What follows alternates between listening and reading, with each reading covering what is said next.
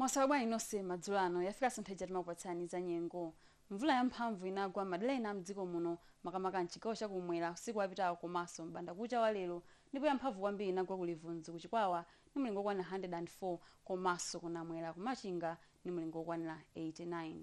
Pakali pano tikuyembekezerabe nyengo ya mitambo kupitirira madera ambiri a mdziko muno phatikizapo nyengo ya mvula ya mabingu yomwe izigwa yamphamvu madalena mdziko muno makamaka mphepete mwa nyanja komanso ena a mchigawo chapakati. Izi choncho kamba ka mkumano wa mphepo zochokera nyanja ya mchere ya India chakumwera kumvuma mafalikira madera ambiri a mdziko muno zomwe zizi zachinyontho kumakumana ndi zochokera kumpoto chakumvuma zomwe zikufalikiranso mdziko muno komanso zili zofunda ndi zopanda chinyontho. Moti usiku uno tiyembekeze nyengo ya mitambo kupitirira madera ambiri a mdziko muno phatikizapo nyengo ya mvula ya mabingu yomwe izigwa yamphamvu m'madera ena.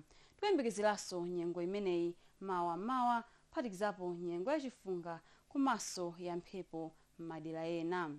Kudzafunda mawa madera ambiri a mdziko muno monga ku Blantyre komanso kumwanza ni mlingo okwana 18, 23 kumangochi komanso 22 ku Nkhatabe.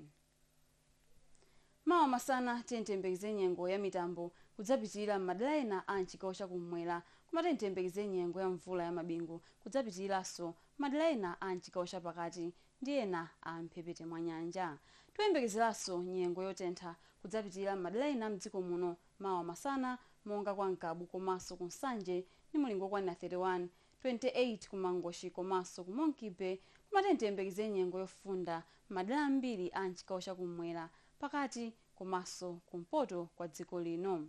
Nkucha lino lachisanu tiyembekeze nyengo ya mitambo kudzapitirira madera ambiri a mdziko muno phatikizapo nyengo ya mvula ya mabingu yomwe idzaonekanso madera ena.